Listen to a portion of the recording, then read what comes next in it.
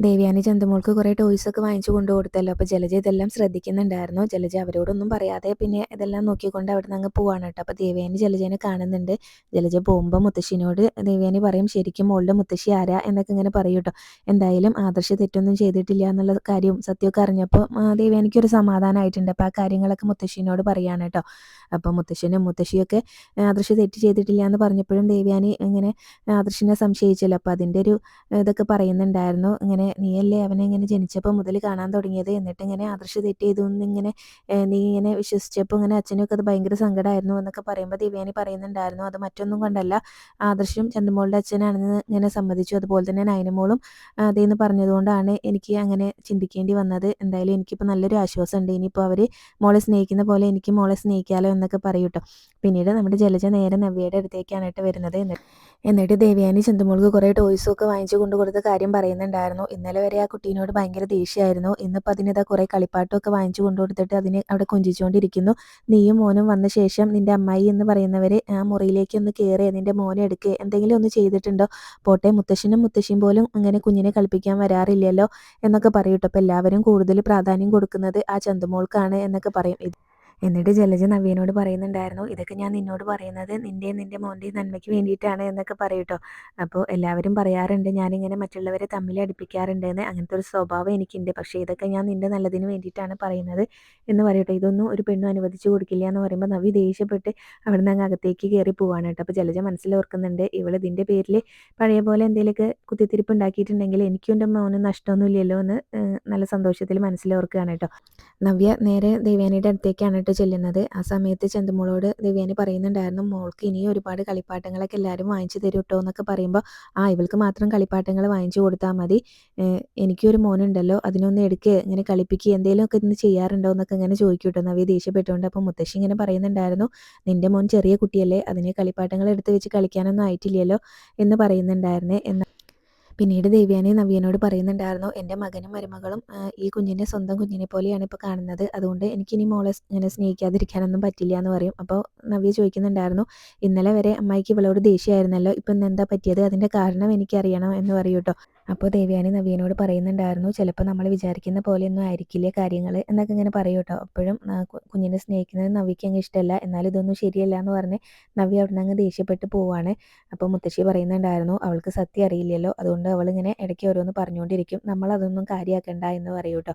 പിന്നീട് ദേവയാനിക്കാണെങ്കിലും ആദർശ് തെറ്റൊന്നും ചെയ്തിട്ടില്ല എന്ന് അറിഞ്ഞതിൻ്റെ വലിയൊരു ആശ്വാസമാണ്. അപ്പോൾ അതിങ്ങനെ മുത്തശ്ശീനോട് പറയുകയും ചെയ്യുന്നുണ്ടായിരുന്നു, ഇനിയിപ്പോൾ കുഞ്ഞിനെ ചന്തുമോളെ സ്നേഹിക്കുന്നത് ജാനകിക്കും അതുപോലെ തന്നെ ജലജയ്ക്കൊന്നും ഇഷ്ടാവില്ലല്ലോ, അതിനെക്കുറിച്ചും പറയുന്നുണ്ട്. നവ്യ ചന്തുമോളെ എന്തിനാ സ്നേഹിച്ചതെന്ന് നവ്യ ചോദിച്ചപ്പോൾ തന്നെ മുത്തശ്ശി പറഞ്ഞിട്ടുണ്ടായിരുന്നു, ഈ കുടുംബത്തിൻ്റെ ഇതങ്ങനെയാണ്, അതുകൊണ്ടാണല്ലോ അങ്ങനെ മോളുടെ അമ്മായിയമ്മേനെ ഇവിടെ എടുത്ത് വളർത്തിയത് എന്നൊക്കെ പറയുമ്പോൾ, അവർക്ക് അച്ഛനും അമ്മയൊന്നും ഉണ്ടായിരുന്നില്ലല്ലോ, ഇത് അതുപോലെയല്ലല്ലോ എന്ന് ആ സമയത്ത് നവ്യ പറയുന്നുണ്ട് കേട്ടോ.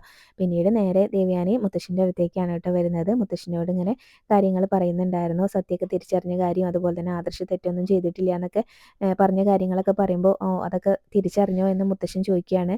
അപ്പോൾ ആരാ പറഞ്ഞത്, ആദർശം നയനിയാണോ എന്ന് ചോദിക്കുമ്പോൾ, അല്ല കിരണാണ് പറഞ്ഞത് എന്ന് പറയട്ടോ. പിന്നെ ബാക്കിയെല്ലാം ആദർശമല്ല ചന്തുമോളുടെ അച്ഛൻ എന്ന് മാത്രം കിരൺ പറഞ്ഞു, ബാക്കിയൊക്കെ നയനമോളാണ് പറഞ്ഞതെന്ന് പറയും കേട്ടോ. അപ്പോൾ എന്തായാലും മുത്തശ്ശനും ഇങ്ങനെ ആദർശ് തെറ്റ് ചെയ്തു എന്ന് പറഞ്ഞപ്പോൾ ആ സമയത്ത് ദേവയാനി ആദർശിനെ സംശയിച്ചല്ലോ, അപ്പോൾ അതിനെക്കുറിച്ച് പറയുന്നുണ്ടായിരുന്നു. അപ്പോൾ നീ ഇങ്ങനെ നിൻ്റെ മോനെ സംശയിച്ചപ്പോഴും നയനമോള് അവൻ്റെ കൂടെ തന്നെ നിന്നല്ലോ, അതിനെക്കുറിച്ചൊക്കെ പറയുമ്പോൾ ദേവയാനി പറയുന്നുണ്ടായിരുന്നു, അത് മറ്റൊന്നും കൊണ്ടല്ല, ആദർശവും അതുപോലെ തന്നെ നയനമോളൊക്കെ സമ്മതിച്ചല്ലോ ചന്തുമോളുടെ അച്ഛൻ ആദർശാണെന്നുള്ളത്, അതുകൊണ്ടാണ് ഞാൻ അവനെ സംശയിച്ചു പോയത്, എന്തായാലും എനിക്കിപ്പോൾ നല്ല ആശ്വാസമുണ്ട്. ആദർശ് തെറ്റൊന്നും ചെയ്തിട്ടില്ല എന്ന് അറിഞ്ഞപ്പോൾ എനിക്ക് ഭയങ്കര ഒരു ആശ്വാസമായി എന്ന് പറയാൻ കേട്ടോ. പിന്നീട് ചന്തുമോളെ സ്നേഹിക്കുന്ന കാര്യമൊക്കെ പറയുന്നുണ്ടായിരുന്നു, ആദർശിനോടുള്ള ദേഷ്യം കൊണ്ടാണ് ഞാൻ മോളോട് വെറുപ്പ് കാണിച്ചത്, അല്ലാതെ ആ മോളോട് എനിക്കൊരു വെറുപ്പൊന്നും ഉണ്ടായിരുന്നില്ല എന്ന് പറയുമ്പോഴും മുത്തശ്ശന് ഭയങ്കര സന്തോഷമാവുന്നുണ്ട് കേട്ടോ. ചന്തുമോളെ ഇനി സ്നേഹിക്കാനാണ് തീരുമാനിച്ചിട്ടുള്ളതെന്നൊക്കെ ദേവയാനി പറയുമ്പോൾ, പിന്നെ ദേവയാനി പറയുന്നുണ്ടായിരുന്നു, അബിയുടെ സ്വഭാവം അങ്ങനെ വളരെ മോശമായിക്കൊണ്ടിരിക്കുകയാണല്ലോ എന്ന് പറയും കേട്ടോ. അപ്പോൾ മുത്തശ്ശൻ പറയുന്നുണ്ടായിരുന്നു, അവൻ്റെ അമ്മയുടെ സ്വഭാവം തന്നെയാണ് അവന് എന്ന് പറയും. പിന്നെ അത് മാത്രമല്ല, ഇങ്ങനെ ഒരു കാര്യം അറിഞ്ഞപ്പോൾ അവൻ ഇങ്ങനെ ഒരു ബ്രാഞ്ചിൻ്റെ മേൽനോട്ടം വേണമെന്നൊക്കെ പറയുന്നുണ്ടല്ലോ, ശരിക്കും പറഞ്ഞാൽ അവനെ ഇപ്പോഴുള്ള ജോലിയിൽ നിന്ന് എടുത്ത് കളയാണ് വേണ്ടത്, എന്തായാലും ഇപ്പോൾ തൽക്കാലം ഉടനെയൊന്നും നടക്കില്ല എന്നൊക്കെ മുത്തശ്ശനും അറിയാവുന്നതുകൊണ്ട് അവരതിനെക്കുറിച്ചും പറയുന്നുണ്ട് കേട്ടോ.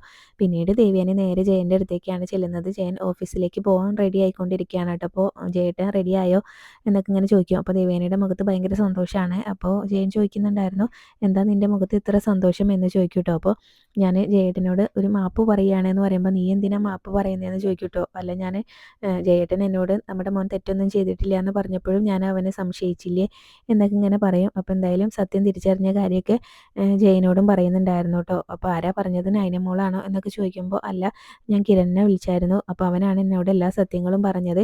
ആദർശമല്ല ചന്തുമോളുടെ അച്ഛൻ, അവനൊരു തെറ്റും ചെയ്തിട്ടില്ല എന്നൊക്കെ അവൻ പറഞ്ഞു എന്ന് പറയും. അപ്പോൾ സത്യം തിരിച്ചറിഞ്ഞാൽ സന്തോഷമാണ് കേട്ടോ ദേവേനയുടെ മുഖത്ത്. അപ്പോൾ എന്തായാലും ജയന് കാര്യങ്ങളൊക്കെ മനസ്സിലാവുന്നുണ്ടായിരുന്നു. അപ്പോൾ ഞാനും കിരണിനെ വിളിച്ചിരുന്നു, പക്ഷേ അവൻ ഒന്നും അറിയില്ല എന്നാണ് പറഞ്ഞതെന്ന് പറയുമ്പോൾ, അത് പിന്നെ എങ്ങനെയാ പറയുമോ, ആദർശിൻ്റെ മനസാക്ഷി സൂക്ഷിപ്പുകാരനല്ലേ അവൻ, അപ്പോൾ നിവൃത്തിയില്ലാതെയാണ് അവൻ എന്നോട് എല്ലാ കാര്യങ്ങളും പറഞ്ഞത് എന്ന് പറയും. അപ്പോൾ ആദർശമല്ല തെറ്റ് ചെയ്തതെന്നുണ്ടെങ്കിൽ പിന്നെ അനഘ വിളിച്ചിട്ട് അച്ഛനോട് പറഞ്ഞത് ഇങ്ങനെ അനന്തപുരിയിലെ കൊച്ചുമോനാണ് ഇങ്ങനെ ചന്തുമോളുടെ അച്ഛൻ എന്നാണല്ലോ എന്ന് പറയുമ്പോൾ, അത് ശരിയാണെന്ന് ദേവയാനി പറയും കേട്ടോ. അപ്പോൾ ദേവയാനി പറയുന്നുണ്ടായിരുന്നു, അച്ഛൻ്റെ കൊച്ചുമക്കളിൽ കുറുക്കനായിട്ടുള്ളത് അബിയല്ലേ എന്ന് പറയും കേട്ടോ. അബിയാണ് ഈ തെറ്റ് ചെയ്തതെന്ന് പറയുമ്പോൾ ജയൻ ഇങ്ങനെ പറയും, എന്നിട്ടാണോ അവൻ ഈ വലിയൊരു തെറ്റ് ചെയ്തിട്ടാണോ അവൻ എവിടെ കിടന്ന് അഭിനയിച്ചിരുന്നത് എന്നിങ്ങനെ പറയും. എന്തായാലും നവ്യനോടും കുഞ്ഞിനോടൊക്കെ ഇപ്പോൾ ഇങ്ങനെ എന്തായാലും അബിക്ക് ഭയങ്കര സ്നേഹമാണല്ലോ എന്ന് പറയുമ്പോൾ ദേവയാനി പറയുന്നുണ്ടായിരുന്നു, അവന് വലിയൊരു തെറ്റ് ചെയ്തു എന്ന് അവൻ തന്നെ നല്ല ബോധ്യമുണ്ട്. അപ്പോൾ അതിൻ്റെ ഇതുകൊണ്ടായിരിക്കും നവ്യനെയും കുഞ്ഞിനെയും സ്നേഹിക്കുന്നത്, അതിൽ വലിയ ആത്മാർത്ഥതയൊന്നും ഇല്ല എന്ന് പറയും കേട്ടോ. പിന്നീട് ജയൻ പറയും, അജയന് ഈ കാര്യങ്ങളൊന്നും അറിഞ്ഞിട്ടില്ല, അജയനോടും കൂടി എനിക്ക് ഈ കാര്യങ്ങളൊക്കെ സംസാരിക്കണം എന്ന് പറഞ്ഞിട്ട് പിന്നെ ഓഫീസിലേക്ക് പോവാണ് കേട്ടോ. അപ്പോൾ അവിടെ വെച്ചിട്ട് അജയനെ കാണുന്നുണ്ട്. അജയനോടും ഈ കാര്യങ്ങളൊക്കെ പറയുന്നുണ്ട് കേട്ടോ. അപ്പോൾ ഇങ്ങനെ ആദർശമല്ല കുഞ്ഞിൻ്റെ അച്ഛൻ, അതുപോലെ തന്നെ അബിയാണ് എന്നുള്ള കാര്യങ്ങളൊക്കെ പറയുമ്പോഴും അജയനും ജയൻ പറഞ്ഞ അതേ കാര്യങ്ങൾ തന്നെയാട്ടോ പറയുന്നത്. എന്നിട്ടാണോ അവൻ അവിടെ കിടന്ന് ഇങ്ങനെ തകർത്ത് അഭിനയിച്ചിരുന്നത്, ശരിക്കും എന്നിട്ടാണ് അവൻ ഇങ്ങനെ ഒരു ബ്രാഞ്ചിൻ്റെ മേൽനോട്ടം വേണമെന്ന് പറഞ്ഞ് ഇങ്ങനെ പ്രഷർ ചെലുത്തിക്കൊണ്ടിരിക്കുന്നത്, അവന് ഇപ്പോഴുള്ള ജോലിയിൽ നിന്നും കൂടെ പുറത്താക്കുകയാണ് വേണ്ടത് എന്നൊക്കെ പറയുവേ. എന്തായാലും പിന്നീട് നമുക്കൊന്ന് ആദർശിനോട് സംസാരിക്കാം എന്ന് പറഞ്ഞിട്ട് അവർ രണ്ടുപേരും കൂടെ ആദർശിൻ്റെ അടുത്തേക്ക് ചെല്ലുകയാണ് കേട്ടോ. ഇതേ സമയം ആദർശാണെങ്കിലും നൈനയോട് പറയുന്നുണ്ടായിരുന്നു, അമ്മ സത്യങ്ങളൊക്കെ അറിഞ്ഞപ്പോൾ എനിക്കൊരു ആശ്വാസമായി എന്നൊക്കെ പറയുകയാണ്. സത്യം പറഞ്ഞാൽ നമുക്ക് അമ്മേനെ പരീക്ഷിക്കാനുള്ള ഒരു സമയമായിരുന്നു ഇതെന്ന് പറയൂ കേട്ടോ. അപ്പോൾ അമ്മേനേക്കാളും മുകളിലായല്ലോ നീ, ഇങ്ങനെ അമ്മേൻ്റെ കൂടെ നിൽക്കാത്തപ്പോഴും നീ കൂടെ നിന്നല്ലോ എന്നൊക്കെ ഇങ്ങനെ പറയൂ കേട്ടോ. അപ്പോൾ ആ സമയത്താണ് അജയനും അതുപോലെ തന്നെ ജയനും അവിടേക്ക് വരുന്നത് കേട്ടോ. അജയനാണെങ്കിലും ആദർശിനോട് പറയുന്നുണ്ടായിരുന്നു, ഇങ്ങനൊരു കാര്യം അറിഞ്ഞപ്പോൾ നീ ഇങ്ങനൊരു തെറ്റ് ചെയ്യില്ല എന്നൊക്കെ ഞങ്ങൾക്ക് നല്ല ഉറപ്പുണ്ടായിരുന്നു, അതുകൊണ്ടാണ് നിൻ്റെ കൂടെ ഞങ്ങളൊക്കെ നിന്നത്. പക്ഷേ അബിയാണ് ഇങ്ങനെ ഒരു തെറ്റ് ചെയ്തതെന്ന് അറിയില്ലായിരുന്നല്ലോ, ഇപ്പോൾ അബിയാണ് ചന്തുമോളുടെ അച്ഛനെന്ന് അവരൊക്കെ അറിഞ്ഞല്ലോ. അപ്പോൾ അതൊക്കെ ആദർശിനോട് പറയുകയാണ് കേട്ടോ. അപ്പോൾ എല്ലാവരും ഇതൊക്കെ അറിഞ്ഞതിൻ്റെ ഒരു ആശ്വാസം ആദർശിനുണ്ട്. പിന്നെ അത് മാത്രമല്ല, അബിയാണെങ്കിലും ഇപ്പോൾ ഒരു ബ്രാഞ്ചിൻ്റെ മേൽനോട്ടം വേണമെന്ന് പറഞ്ഞ് ഇങ്ങനെ പ്രഷർ ചെലുത്തിക്കൊണ്ടിരിക്കുകയാണല്ലോ. അപ്പോൾ അജയനൊക്കെ പറയുന്നുണ്ടായിരുന്നു കേട്ടോ. അപ്പോൾ അവനെ ശരിക്കും ഈ ഇവിടുന്ന് പുറത്താക്കുകയാണ് വേണ്ടതെന്നൊക്കെ പറയുമ്പോൾ ഇങ്ങനെ നൈന പറയുന്നുണ്ടായിരുന്നു, അതൊന്നും ഉടനെ നടക്കില്ലല്ലോ, ഇപ്പോൾ നവ്യേച്ചിക്ക് ഇങ്ങനെ അബീനെ ഭയങ്കര വിശ്വാസമാണ്, ആ ഒരു ഇതിലാണല്ലോ മുന്നോട്ട് പോയിക്കൊണ്ടിരിക്കുന്നത്. അപ്പോൾ അവരുടെ ഇത് സത്യം അറിഞ്ഞിട്ടുണ്ടെങ്കിൽ നവ്യേച്ചി എന്തായാലും അബീനെ വിട്ടിട്ട് പോകും, അപ്പോൾ അവരുടെ കുടുംബം തകരും എന്നൊക്കെ പറയാണ്ട്. അപ്പോൾ ഒരു ഏട്ടന്മാരും ഇങ്ങനെയുള്ള ത്യാഗമൊന്നും ചെയ്യില്ല എന്നൊക്കെ ഇങ്ങനെ ജയനും ഒക്കെ ഇങ്ങനെ പറയുന്നുണ്ട് കേട്ടോ. ആദർശിനെ കുറിച്ചാണെങ്കിലും എന്തായാലും ആ മോളെ നന്നായിട്ട് നിങ്ങൾ നോക്കണം എന്നൊക്കെ ജയൻ അവരോട് പറയുന്നുണ്ടായിരുന്നു. അവൻ ചെയ്യുന്നതിൻ്റെ പാപം നമ്മളും കൂടെ അനുഭവിക്കണമല്ലോ എന്നൊക്കെ ഇങ്ങനെ പറഞ്ഞു കൊടുക്കുകയാണ് കേട്ടോ ആദർശിന്. അപ്പോൾ ഇങ്ങനെ ആദർശാണെങ്കിലും അതൊക്കെ ചിന്തിച്ച് നിൽക്കുന്നു കാണിച്ചാണ് ഇന്നത്തെ എപ്പിസോഡ് അവസാനിച്ചിട്ടുള്ളത്.